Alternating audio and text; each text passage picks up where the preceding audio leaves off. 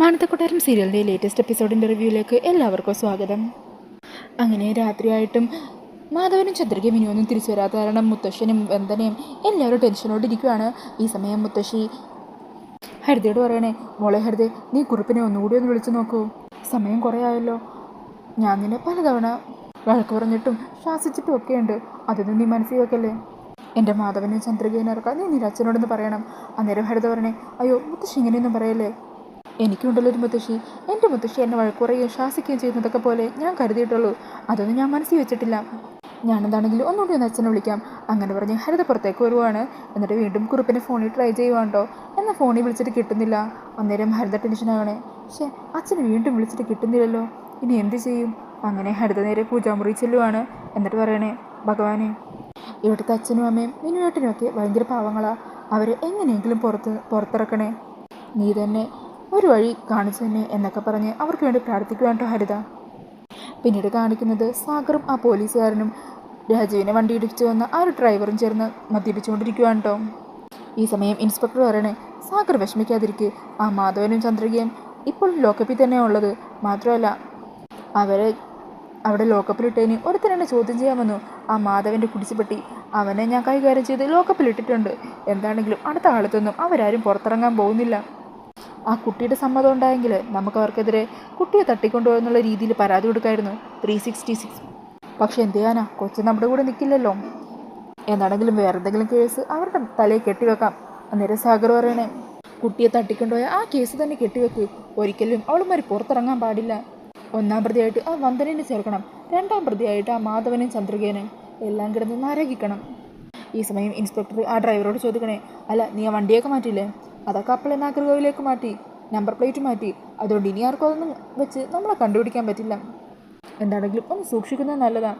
ഈ സമയത്ത് തന്നെ ഇൻസ്പെക്ടറിന് ഒരു കോൾ വരുവാണ് കേട്ടോ.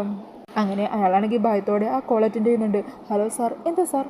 അന്നേരം അയാൾ പറയണേ, എടോ താണെന്ത് ധൈര്യത്തിലാണ് ആ മാധവനെയും ചന്ദ്രികയൊക്കെ ലോക്കപ്പിൽ അറസ്റ്റ് ചെയ്ത് വെച്ചിരിക്കുന്നത്? അവരൊക്കെ ആരാണെന്ന് തനിക്കറിയോ? തെറ്റ് ചെയ്യാത്ത നിരപരാധികളെ ശിക്ഷിക്കാനാണോ നിങ്ങളെപ്പോലുള്ള പോലീസുകാരൊക്കെ ഉള്ളത്? അവരൊക്കെ എനിക്ക് വളരെ വേണ്ടപ്പെട്ട ആൾക്കാരാണ്. അതുകൊണ്ട് എത്രയും പെട്ടെന്ന് തന്നെ അവരെ പുറത്തു വിട്ടേക്കണം. അന്നേരം അയാൾ പേടിച്ച് പറയണേ, സോറി സാർ, സാറിൻ്റെ ആൾക്കാരാണെന്ന് എനിക്കറിയില്ലായിരുന്നു, തെറ്റുപറ്റിപ്പോയതാണ് എന്നൊക്കെ പേടിച്ച് വരച്ച് പറയുവാണ് കേട്ടോ. ശബ്ദം കേട്ടിട്ട് വിക്രമാണ് ഫോൺ വിളിച്ചതെന്നാണ് തോന്നുന്നത്. അങ്ങനെ അയാൾ കോൾ കട്ട് ചെയ്തിട്ട് സാഗറിനോട് പൊട്ടിത്തെറിക്കണേ, ഡോ സാഗറെ, നീ എന്നെ ഊരാകുരുക്കിലാക്കാൻ നോക്കുവാണോ? ദേ, ഇനി അവരെ അറസ്റ്റ് ചെയ്തതിൻ്റെ പേരിൽ എനിക്ക് എന്തെങ്കിലും പ്രശ്നം വന്നാൽ നിങ്ങൾ രണ്ടാളെ ഞാൻ വെറുതെ വിടില്ല, എല്ലാത്തിനും കൂടി ഒരുമിച്ച് കൊടുക്കുകയുള്ളൂ. അങ്ങനെ പറഞ്ഞ് അയാൾ ടെൻഷനോട് കൂടി അവിടെ നിന്ന് പോകുവാണ് കേട്ടോ. ഈ സമയം സാഗർ ചോദിക്കണേ, എന്നാലും ആ ഫോണിൽ വിളിച്ചത് ആരായിരിക്കും? അയാൾ വിളിച്ചതും ഇൻസ്പെക്ടർ സാറാകെ പേടിച്ച് വരണ്ടുപോയില്ലേ. ഇത്ര വലിയ പുള്ളി ആരായിരിക്കും? എന്നാലും സാറേ, നമ്മളൊന്ന് സൂക്ഷിക്കണം എന്നാ ഡ്രൈവറും സാഗറിനോട് പറയുന്നുണ്ട് കേട്ടോ. പിന്നീട് കാണിക്കുന്നത് വന്ദനയുടെ വീടാണ്. എല്ലാവരും മുറ്റത്ത് തന്നെ മാധവനും ചന്ദ്രികയും വിനുവൊക്കെ വരുന്നതിന് വേണ്ടി കാത്തിരിക്കുവാണ്. ഈ സമയം ഒരു പോലീസ് ജീപ്പ് മുറ്റത്ത് വന്ന് നിൽക്കുവാണ് കേട്ടോ. അങ്ങനെ ജീപ്പിൽ നിന്നും ഇൻസ്പെക്ടർ ഇറങ്ങുവാണ്. പിന്നാലെ തന്നെ മാധവനും ചന്ദ്രികയും വിനുവൊക്കെ ഇറങ്ങുന്നുണ്ട് കേട്ടോ. അങ്ങനെ അവരെ കാണുമ്പോൾ എല്ലാവർക്കും സന്തോഷമാകുവാണ്. ഈ സമയം ഇൻസ്പെക്ടർ പറയണേ, അതെ, മാധവനെയും ചന്ദ്രികനെയും എല്ലാവരും ഞാൻ റിലീസ് ചെയ്തിട്ടുണ്ട്. എനിക്ക് കിട്ടിയ പരാതിയുടെ പേരിൽ ഞാൻ ആക്ഷൻ എടുത്തു, എന്നോടൊന്നും തോന്നരുത്. പിന്നെ അതിൻ്റെ ഇടയിൽ ജോലിക്ക് തടസ്സമായി ഈ പയ്യൻ വന്നപ്പോൾ ചെറിയ രീതിയിൽ ഞാനൊന്ന് ഉപദ്രവിക്കുകയും ചെയ്തു. അതൊന്നും മുൻ കാര്യമൊക്കെ ഉണ്ട് കേട്ടോ എന്നൊക്കെ വിനുവിനോട് പറയുന്നുണ്ട്. എന്നിട്ട് പറയണേ, വന്ദന, ചെറുപ്പക്കാരിയായ വന്ദനയെ ഞാൻ ലോക്കപ്പിലിട്ടില്ലല്ലോ, അതെൻ്റെ മാന്യതയല്ലേ, മനുഷ്യത്വം ഉള്ളത് കൊണ്ടല്ലേ. പിന്നെ നിങ്ങളൊക്കെ ഇത്രയും വലിയ ആൾക്കാരുടെ ബന്ധുക്കളാണെന്ന് എനിക്കറിയില്ലായിരുന്നു.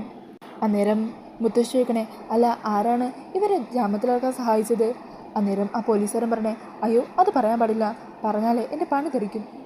എന്താണെങ്കിലും ഇത്ര വലിയ സാറിൻ്റെ ബന്ധുക്കളാണല്ലോ നിങ്ങൾ. അടുത്ത കൂട്ടുകാരനാണ് മാധവൻ സാറെന്നറിയാതെ ഞാൻ എന്തൊക്കെ ചെയ്തു പോയി, അതൊക്കെ മറന്നു കളഞ്ഞേക്ക്. ഇനി എൻ്റെ ഭാഗത്തുനിന്ന് ഇങ്ങനെ ഒരു പ്രശ്നം ഉണ്ടാവില്ല. നിങ്ങൾക്ക് എന്താവശ്യം ഉണ്ടെങ്കിലും എന്നോട് പറഞ്ഞാൽ മതി. പിന്നെ എന്നെക്കുറിച്ച് മോശമായിട്ടൊന്നും സാറിനോട് പറയരുത്. അങ്ങനെ പറഞ്ഞ് അവരവിടെ നിന്നും പോകുവാണ് കേട്ടോ. ഈ സമയം മനോജ് ഹരിതയുടെ അച്ഛൻ കുറുപ്പായിരിക്കും ഇതിൻ്റെ പിന്നിലെന്ന് പറഞ്ഞ് സന്തോഷിച്ച് ഞങ്ങൾ നിൽക്കുന്നുണ്ട്. പിന്നീട് മാധവനും ചന്ദ്രികേനെയൊക്കെ അകത്തേക്ക് കൂട്ടിക്കൊണ്ട് പോകുവാണ് കേട്ടോ. ഈ സമയം മുത്തശ്ശി കേൾക്കണേ, എന്നാലും ആരായിരിക്കും ആ VIP? അന്നേരം മാധവൻ പറഞ്ഞേ, ആ എനിക്ക് ആരെയും ഓർമ്മ കിട്ടുന്നില്ല അങ്ങ്. എന്താണെങ്കിലും ആവശ്യ സമയത്ത് നമുക്ക് നല്ലൊരു കാര്യമാണ് ചെയ്തത്. അന്നേരം പ്രകാശം പറയണേ, എനിക്ക് കിട്ടിയ ആരാണ് ആ VIP എന്ന്? ദേ ഹരിതയുടെ അച്ഛൻ കുറുപ്പ് സാറ്, അല്ലാതെ വേറെ ആരാ നമുക്ക് VIP ആയിട്ട് സഹായിക്കാനുള്ളത്? അന്നേരം മുത്തശ്ശി പറയണേ, മോളുടെ അച്ഛനാണോ? അന്നേരം ഹരിത പറയണേ, അത് പിന്നെ ഞാൻ അച്ഛനെ വിളിച്ച് കാര്യങ്ങൾ പറഞ്ഞിരുന്നല്ലോ, അപ്പോൾ അച്ഛൻ സഹായിക്കാമെന്നാണല്ലോ പറഞ്ഞത്, അപ്പോൾ അച്ഛൻ തന്നെ ആയിരിക്കും വിളിച്ചു പറഞ്ഞത്. എന്താണെങ്കിലും കുറുപ്പ് സാറിന് കോടി പുണ്യം കിട്ടും എന്നൊക്കെ മുത്തശ്ശേക്കിരുന്ന് പറയുവാണ്. അത് കേട്ടിട്ട് എല്ലാവരുടെ മുമ്പിൽ തലയുയർത്തി നിൽക്കുകയാണ് കേട്ടോ ഹരിതയും മനോജും ഒക്കെ. ഈ സമയം പ്രകാശം പറയുന്നുണ്ട്, എന്താണെങ്കിലും അമ്മായിയപ്പ ചെയ്ത് ഈ സഹായത്തിൻ്റെ പേരിൽ നിനക്കിനി ഇവിടെ തലയുയർത്തി അങ്ങ് നിൽക്കാമല്ലോ. പിന്നീട് എല്ലാവരും അകത്തേക്ക് പോകുവാണ്. ഈ സമയം വിനു ദിയമോള് പോയ സങ്കടം പറഞ്ഞ് അവിടെ ഇങ്ങനെ നിന്ന് കരയുവാണ് കേട്ടോ. അത് കാണുമ്പോൾ വന്ദനക്കും വർഷക്കും ഒക്കെ കൂടുതൽ സങ്കടമാകുവാണ്. അങ്ങനെ വന്ദന സങ്കടത്തോടെ ഓടി റൂമിലേക്ക് എത്തുവാണ്. അങ്ങനെ ദിയമോള് കിടന്ന ആ കട്ടിലിൽ സങ്കടപ്പെട്ടിരിക്കുവാണ്. തലോണിയൊക്കെ എടുത്ത് ചേർത്ത് പിടിച്ച് പൊട്ടിക്കരയുവാണ് കേട്ടോ. ഈ സമയം വർഷ വന്ദനനെ ആശ്വസിപ്പിക്കുന്നുണ്ട്.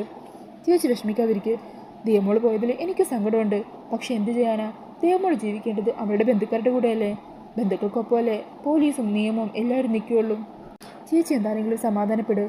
അന്നേരം വന്ദന പറയണേ, എൻ്റെതൊരു ശാപം കിട്ടിയ ജന്മം മോളെ. വയസ്സാം കാലത്ത് അച്ഛനും അമ്മയും ജയിലിൽ കയറേണ്ടി വന്നു. ദിയമോളെ എൻ്റെ സ്വന്തം മോളെപ്പോലെ നോക്കിക്കളാന്ന് ഞാൻ ശ്രീവിദ്യ അമ്മയ്ക്കും രാജു സാറിന് വാക്ക് കൊടുത്തതാണ്. ആ വാക്ക് എനിക്ക് പാലിക്കാൻ പറ്റിയില്ല. എൻ്റെത് ഒരു നശിച്ച ജന്മം, എനിക്കിത് സഹിക്കാൻ പറ്റുന്നില്ല. അന്നേരം വന്ദന വീണ്ടും ആശ്വസിപ്പിക്കണേ, ചേച്ചി വിഷമിക്കാതിരിക്കുക. ചേച്ചിക്ക് തോന്നുന്നുണ്ടോ കുറുപ്പ് സാറാണ് അച്ഛനും അമ്മയും ജയിലിൽ നിന്ന് പുറത്തിറക്കാൻ സഹായിച്ചതെന്ന്? എനിക്ക് തോന്നുന്നില്ല. അത് മറ്റാരോ ആണ്. നമ്മുടെ കുടുംബത്തെ രക്ഷിക്കാൻ വേറെ ആരോ പുറത്ത് കൂടെയുണ്ട്. എന്താണെങ്കിലും ചേച്ചി ഈ വിഷമമൊക്കെ ഒന്ന് മറക്കണം. അതിനുവേണ്ടി നമുക്ക് നാളെ ക്ഷേത്ര ദർശനം നടക്കാം. ക്ഷേത്രത്തിൽ പോയി പ്രാർത്ഥിച്ച് ചെയ്യുമ്പോൾ ചേച്ചിയുടെ മനസ്സ് നോക്കിയാവും. ചേച്ചി എൻ്റെ കൂടെ നാളെ ക്ഷേത്രത്തിലേക്ക് വരണം. പിന്നീട് കാണിക്കുന്നത് അടുത്ത ദിവസം രാവിലെ അമ്പലത്തിലേക്ക് പോകാനായിട്ട് മുണ്ട് ഷർട്ടൊക്കെ ഇട്ട് റെഡിയായി പുറത്തേക്ക് ഇറങ്ങുന്നുണ്ട് ജഗൻ. ഈ സമയം പത്രം വായിച്ചുകൊണ്ടിരിക്കുന്ന കുറിപ്പ് ചോദിക്കണേ, അല്ല നീ ഇതെങ്ങോട്ടേക്കാ? കണ്ടിട്ടേതോ അഗ്രഹാരത്തിലേക്ക് വോട്ട് പിടിക്കാൻ പോകുന്ന പോലെ ഉണ്ടല്ലോ. അന്നേരം ജഗൻ പറയണേ, ആ അതെ, അവിടെ എൻ്റെ 2-3 ഫ്രണ്ട്സൊക്കെ ഉണ്ട്. അപ്പോൾ അവരെയൊക്കെ ഒന്ന് കണ്ട് സംസാരിക്കാൻ വേണ്ടിയിട്ടാണ്. അന്നേരം കുറിപ്പ് പറയണേ, ആ അതെന്താണെങ്കിലും നന്നായി. പിന്നെയില്ലേ അവിടെ വിശ്രമിക്കാനൊക്കെ ഒരു ബെഞ്ച് വേണമെന്ന് അവിടെയുള്ള ആൾക്കാർ പറഞ്ഞിട്ടുണ്ടായിരുന്നു. അതിൻ്റെ കാര്യങ്ങൾ ഞാൻ നടത്തിക്കൊണ്ടിരിക്കുകയാണെന്ന് നീ അവരോടൊന്ന് പറഞ്ഞേക്ക്. എന്നാൽ ശരി, നീ പോയിട്ട് വാ. അങ്ങനെ ജഗൻ പോകാൻ തുടങ്ങുമ്പോൾ ജിതേന്ദ്രനും അങ്ങോട്ടേക്ക് വരുവാ. എടാ ജഗ പോലെ നിൽക്ക്, ഞാനും നിൻ്റെ കൂടെ വരുന്നുണ്ട്. അന്നേരം ജഗൻ പറയണേ, അല്ല ഏട്ടൻ കാറിൽ പോയാൽ മതി, ഞാൻ നടന്നാണ് പോകുന്നത്. അങ്ങനെ പറഞ്ഞ് ജഗൻ വേഗം അവിടെ നിന്ന് എസ്കേപ്പ് ആകുവാണ് കേട്ടോ. ഈ സമയം ജിതേന്ദ്രൻ പറയണേ, അല്ലച്ചാ ജഗൻ എന്തോ ഒരു കള്ളക്കളിയുള്ള പോലെ ഈയിടെയായിട്ട് അവന് ക്ഷേത്ര ദർശനം കുറച്ച് കൂടുന്നില്ലേ എന്നൊരു സംശയം. അന്നേരം കുറിപ്പ് പറയണേ, എടാ എനിക്കും അങ്ങനെ തന്നെയല്ലേ. ഈ ക്ഷേത്രത്തിലും ദൈവത്തിലും ജനങ്ങളിലും ഒക്കെയല്ലേ എൻ്റെ കളി. അതേ പാത തന്നെ അവനും പിന്തുടരുന്നതാവും. പിന്നീട് കാണിക്കുന്നത് ക്ഷേത്രത്തിലെത്തി പ്രാർത്ഥിച്ചുകൊണ്ടിരിക്കുന്ന ജഗനെയാണ്. ഈ സമയം അത് ക്ഷേത്രത്തിലേക്ക് തന്നെ വർഷയും വന്ദനയും കൂടി എത്തുവാണ് കേട്ടോ. അങ്ങനെ ജഗൻ്റെ നേരെ ഓപ്പോസിറ്റ് തന്നെ നിന്ന് വന്ദനയും പ്രാർത്ഥിക്കുവാണ്. പെട്ടെന്ന് കണ്ണു തുറന്ന് നോക്കുന്ന ജഗൻ വന്ദനയെ കാണുവാണ് കേട്ടോ. അങ്ങനെ വന്ദനയെ കാണുന്നതും ജഗൻ ഇത്തിരി സന്തോഷമാകുവാണ്. ദേവി ഇത്ര പെട്ടെന്ന് നീ എൻ്റെ പ്രാർത്ഥന കേട്ടോ എന്ന മട്ടിൽ വന്ദനെ തന്നെ കണ്ണെടുക്കാതെ നോക്കി നിൽക്കുന്ന ജഗനെ കാണിച്ചുകൊണ്ട് എപ്പിസോഡ് തീരുവാണ്. അപ്പോൾ ഈ ഒരു റിവ്യൂ ഇഷ്ടമായിട്ടുണ്ടെങ്കിൽ മറക്കാതെ വീഡിയോ ഒന്ന് ലൈക്ക് ചെയ്യണേ. കൂടുതൽ റിവ്യൂസിനായിട്ട് ഈ ചാനലൊന്ന് സബ്സ്ക്രൈബ് ചെയ്ത് സപ്പോർട്ട് ചെയ്യണേ. Thank you.